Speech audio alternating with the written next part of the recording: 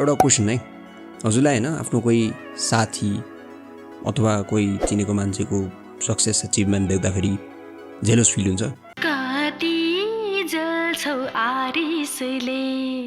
Obviously हुन्छ, हामी सबलाई हुन्छ। किन भन्दाखेरि यो जेलसी एन्वे भन्ने कुरा एउटा नर्मल ह्युमन नेचर हो र आज हामी यही जेलसीको बारेमा, यो जेलसीले कसरी अभोइड गर्ने र आफूलाई कोही मान्छेमाथि जेलस फिल भइरहेको छ भने के गर्ने भन्ने कुरा गर्छौँ। त्यो बाहेक ऱ्यासनल कसरी हुने, ऱ्यासनल भएको एडभान्टेज के छ भन्ने कुराको बारेमा मजाले कुरा गर्छौँ। सायद यो एकदम इम्पोर्टेन्ट भिडियो हुनसक्छ किन भन्दाखेरि मैले सिकेको एकदमै इम्पोर्टेन्ट लेसनहरू मेनली रोबर्ट ग्रिनको बुक जुन the lodge of human nature भन्ने बुक छ त्यसबाट डिराइभ गरेको आइडियाजहरू हो। हामी सबलाई जेलस फिल हुन्छ, it's a very normal human nature हाम्रो।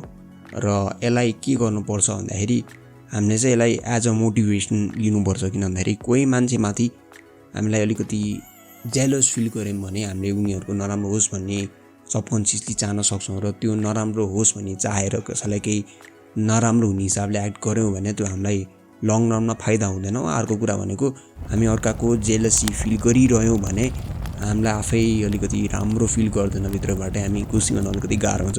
त्यही भएर यो खालको इमोसन आउँदाखेरि हामीले के गर्नुपर्छ भन्दाखेरि पहिला कुरा त त्यसलाई एक्सेप्ट गर्नुपर्छ र अर्को भनेको चाहिँ यसलाई एज अ मोटिभेसन लिनुपर्छ सो द्याट हामीले चाहिँ फेरि अझै सक्सेस पाउनको लागि यसले एउटा हुन्छ नि फ्युलको काम गर्छ। अर्को इम्पोर्टेन्ट कुरा हामीले के बुझ्न जरुरी छ भन्दाखेरि हामीप्रति पनि बाहिरको मान्छेहरूको धेरै जेलस फिल गरिरहेको हुन्छन् र जेलस फिल गर्नुको एउटा मेन कारण भनेको के हो भन्दाखेरि हामीले देखाउने पर्फेक्ट इमेज। हरेक मान्छेसँग एउटा केही न केही इन्सेक्युरिटिज हुन्छ र हामी अलिकति पर्फेक्टवाला इमेज हामीले कसैलाई प्रेजेन्ट गऱ्यौँ भने त्यसले गर्दाखेरि उनीहरूलाई अलिकति एकदमै नराम्रो लाग्छ। जस्तै अब कोही मान्छे एकदमै स्पोर्ट्समा खतरा छ भने होइन, अनि अर्को मान्छेलाई अलिकति एकदमै नराम्रो लाग्नु हुनसक्छ र यो कुरा एकदमै कम्प्लिकेटेड किन छ भन्दाखेरि मान्छेहरूलाई त्यो रियलाइजै भइरहेको हुँदैन कि त्यो मान्छेप्रति ऊ जेलस फिल गरिरहेको छ। किन भन्दाखेरि जेलसी र ह्युमन नेचर भन्ने कुरा चाहिँ अलिकति एम्बिभ्यालेन्ट छ, जसको अर्थ के हो भन्दाखेरि एडमिरेसन पनि भइरहेको हुन्छ, त्यहाँ रेस्पेक्ट पनि भइरहेको हुन्छ, तर भित्रभित्र चाहिँ कस्तो भन्दाखेरि जेलसी पनि फिल गरिरहेको हुन्छ र त्यसलाई बुझ्न अलिकति गाह्रो हुन्छ।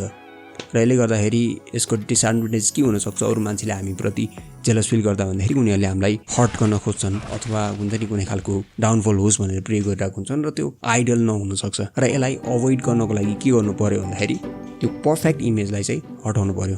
फेरि अनि हामीले फेरि अब राम्रोवाला पर्फेक्टवाला इमेज नराख्दाखेरि फेरि हामीलाई कसैलाई रेस्पेक्ट नगर्ला अथवा हुन्छ नि त्यो एउटा हाम्रो एउटा अर्को नेचर पनि छ नि त, आफूले गरेको अचिभमेन्ट भन्न मन लाग्छ, देखाउन मन लाग्छ, तर त्यो पनि हुनसक्छ। त्यही भएर के गर्न सकिन्छ भन्दाखेरि हामी केही कुरामा राम्रो छौँ भने, जस्तै म स्पोर्ट्समा राम्रो छु अथवा पढाइमा राम्रो छु भने चाहिँ आफूले नराम्रो भएको कुराको पनि देखाउने। जस्तै स्पोर्ट्समा राम्रो भएको मान्छेले डान्समा नराम्रो भएको कुरालाई पनि अलिकति देखाउने अथवा कुरा गर्ने, अथवा अरू केही कुरामा राम्रो भएको मान्छे पढाइमा राम्रो छैन भने म पढाइमा राम्रो छैन भनेर भन्दाखेरि त्यो कुराले गर्दाखेरि पनि त्यो पर्फेक्टवाला इमेज नहुन सक्छ। यो जेलसीले चाहिँ आइडेन्टिफाई पनि गर्न सकिन्छ, अरूले हामीप्रति त्यो फिलिङ राखिरहेको छैन भन्ने कुरा कसरी थाहा पाउने भन्दाखेरि एउटा भनेको माइक्रो एक्सप्रेसन।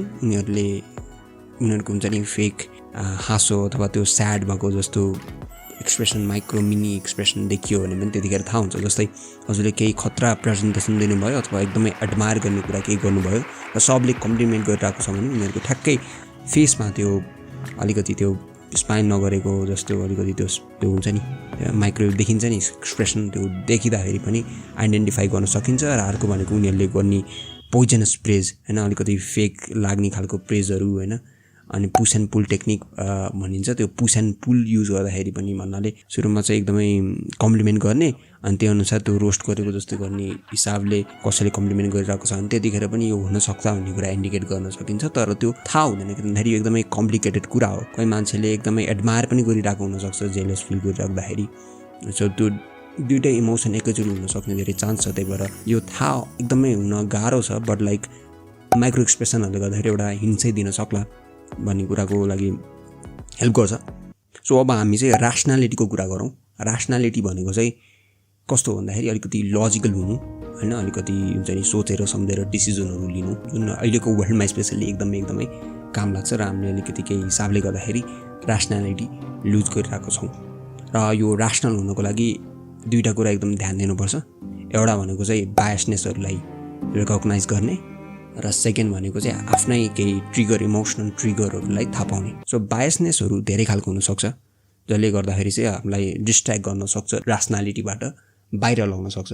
र बायसनेसहरूले गर्दाखेरि हामी लजिकल हुँदैनौँ र हामीले एउटा राम्रो डिसिजन लिन सक्दैनौँ। बायसनेसको एउटा इक्जाम्पल के हुनसक्छ भन्दाखेरि कन्फर्मेसन बायस। यो भनेको के हो एक्ज्याक्टली भन्दाखेरि हजुरको कुनै एउटा एक्जिस्टिङ बिलिफ छ र त्यो बिलिफ अनुसार चाहिँ हजुरले केही कुरा थाहा पाउनु भएको छ र पछि हजुरले कुनै अरू एक्स्ट्रा इन्फर्मेसन पाउनु भयो भने पनि त्यो एक्स्ट्रा इन्फर्मेसनलाई पनि हजुरले आफ्नो एक्जिस्टिङ बिलिफ अनुसारको इन्टरप्रेट गर्नुहुन्छ। तर त्यो अर्को इन्फर्मेसन हजुरले पाउनु भएको त्यो नहुन सक्छ हजुरको बिलिफवाला अनुसार, तर पनि हजुरले जबरजस्ती त्यो अनुसारको के भन्नुहुन्छ भन्दाखेरि कन्फर्म गर्नुहुन्छ। र यो अहिलेको सोसल मिडिया वर्ल्डमा एकदमै कमन छ। म पनि यसको भिक्टिम भएको थिएँ पहिला जब मलाई यो प्लान्ट बेस्ड डायट, यो जाने भिगन डायट भन्ने कुराको बारेमा मैले धेरै हेरिरहेको थिएँ र त्यही अनुसारको एउटा बिलिफ के बनेको थियो भन्दाखेरि vegan diet, plant based diet सबसे बेस्ट डायट हो, अरू कुनै डायट पनि राम्रो छैन। अनि मैले इन्फर्मेसनहरू सिक गर्दाखेरि पनि त्यो युट्युबमा भिडियोहरू पनि त्यस्तै त्यस्तै हेर्थेँ, सोसल मिडियामा पनि त्यस्तै त्यस्तै कन्टेन्टहरू आउँथ्यो अनि रिसर्च पेपरहरू यताउति त्यो न्युट्रिसन अनुसार हेर्दाखेरि पनि त्यही हो, vegan diet is the best, plant based diet is the best, त्यो वाला मात्र हेर्थेँ नि, त्यही अनुसार मैले इन्टरप्रेट गर्थेँ। सो यसको शिकार हामी अहिलेको यो सोसल मिडिया वर्ल्डमा धेरै भएको छौँ र यसले गर्दाखेरि चाहिँ करेक्ट इन्फर्मेसन आउँदैन र हाम्रो एक्जिस्टिङ बिलिफ अनुसारको नै इन्फर्मेसन फिड हुन्छ। यो अलरेडी बायसनेस छ, अझ सोसल मिडियामा एउटा सर्टेन बिलिफ हुने मान्छेलाई त्यही कन्टेन्ट आउने भएको हुनाले एल्गोरिदमले गर्दा अझै पनि हामीलाई यसले गर्दाखेरि हामी ऱ्यासनल हुँदैनौँ। सो हजुरले के याद गर्नु पऱ्यो भन्दाखेरि हजुरको कुनै एक्जिस्टिङ बिलिफ छ भने हजुरले इन्फर्मेसन पनि त्यही अनुसार इन्टरप्रेट गर्न खोज्नुहुन्छ।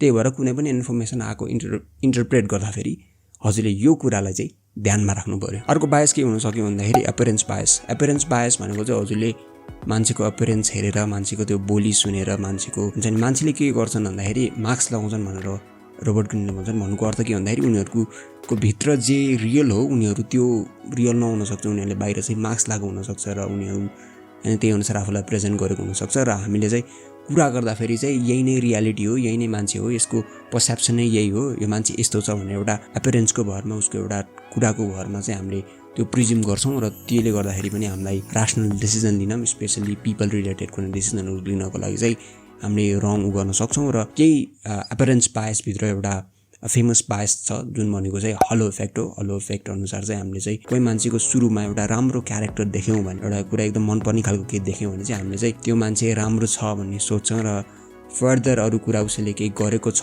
भने पनि हामीले त्यो कुरा राइट होला, उसले भनेको राम्रै होला भन्ने खालको प्रिज्युम गर्छौँ र यो पनि एउटा ठुलो डिस्ट्र्याक्सन हो हामीलाई ऱ्यासनल बनाउनुबाट रोक्नको लागि। र फाइनली भनेको चाहिँ इमोसनल ट्रिगर बुझ्नु, जुन भनेको हाम्रै इमोसन जुन बच्चा हुँदाखेरि जसले गर्दाखेरि चाहिँ हामीलाई एकदमै बढी अफेक्ट गरेको हुनसक्छ, त्यसले गर्दाखेरि पनि हामीले त्यही अनुसारको डिसिजन लिन सक्छौँ। भन्नुको अर्थ हजुरलाई बच्चा हुँदाखेरि कुनै एउटा ट्रमा भएको छ अथवा कुनै हुन्छ नि नराम्रो इभेन्ट भएको छ अनि त्यसले हजुरलाई डिपली अफेक्ट गरेको हुनसक्छ अनि पछि आजकल पनि हजुरले कुनै डिसिजन लिँदाखेरि अथवा कसैलाई केही भन्दाखेरि पनि त्यो कुराले गर्दाखेरि हजुरलाई अफेक्ट गरेको हुनाले चाहिँ हजुरले त्यो अनुसारको हुन्छ नि प्रिफरेबल डिसिजन नलिन सक्नुहुन्छ। सो यो आफ्नो के छ होइन, पहिलाको एकदम इमोसनल कुराहरू अथवा पहिला भएको कुनै घटनाहरूको बारेमा त्यसलाई रिकल गर्न खोज्नु र त्यसको त्यो अब्जर्भेसनले, त्यसको रिकलले पनि हजुरलाई पछि ऱ्यासनल बन्न सजिलो गर्छ। यो ऱ्यासनालिटी भन्ने कुरा नै कस्तो छ भन्दाखेरि हजुर राम्रो अब्जर्भर हुनुभयो भने अरू मान्छेको र आफ्नो पनि हुनुभयो भने हजुर एकदम मजाले ऱ्यासनल हुन सक्नुहुन्छ। र राम्रो अब्जर्भर भएको फाइदा के पनि छ भन्दाखेरि अरू मान्छेलाई हजुरले राम्रोसँग बुझ्न सक्नुहुन्छ र अरू मान्छेले नराम्रो हजुरलाई गरिहाल्दाखेरि पनि हजुरलाई नराम्रो लाग्दैन, किनभने हजुरले त्यो कुरालाई फ्याक्ट जस्तै लिन सक्नुहुन्छ। यसको नेचर यो रहेछ है, यसको नेचर यो रहेछ है, यसको नेचर यो रहेछ है भनेर सोच्नुहुन्छ। त्यो हुँदाखेरि नराम्रो भइहाल्दाखेरि पनि त्यति अफेक्ट गर्दैन, किनभने हजुर एउटा अब्जर्भर हो र हजुरलाई अब्जर्भ गर्दा नै मजा पनि आउन सक्छ। राम्रो अब्जर्भर हुनु, ह्युमन नेचर बुझ्नु एकदमै एकदमै एकदमै एकदमै इम्पोर्टेन्ट छ। ऱ्यासनल हुनु त अहिलेको जमानामा लास्टै इम्पोर्टेन्ट छ। सो यो ह्युमन नेचरको लेसन हो, हजुरलाई एकदमै मजाले डिटेलमा बुझ्न मन छ आफ्नो हिसाबले भने हजुर रोबर्ट ग्रिनको the law of human nature भन्ने बुक पढ्न सक्नुहुन्छ। अति बवाल छ, यसमा धेरै कुरा गराएको छ, नट जस्ट यो जेलसी र ऱ्यासनालिटीको बारेमा। बी अ गुड एक्टर भन्ने कुरा नि गराएको छ, कसरी मान्छेले मास्क लाउँछ अनि कसरी डार्क साइड स्याडोहरूको बारेमा कुरा गराएको छ, जुन एकदम इन्ट्रेस्टिङ छ। हजुर गएर पढ्न सक्नुहुन्छ। थ्याङ्क यू फर वाचिङ म आई होप हुन्छ नि युट्युबमा कन्सिस्टेन्ट भएर फेरि भिडियो हाल्न सकौँ thank you see you soon bye by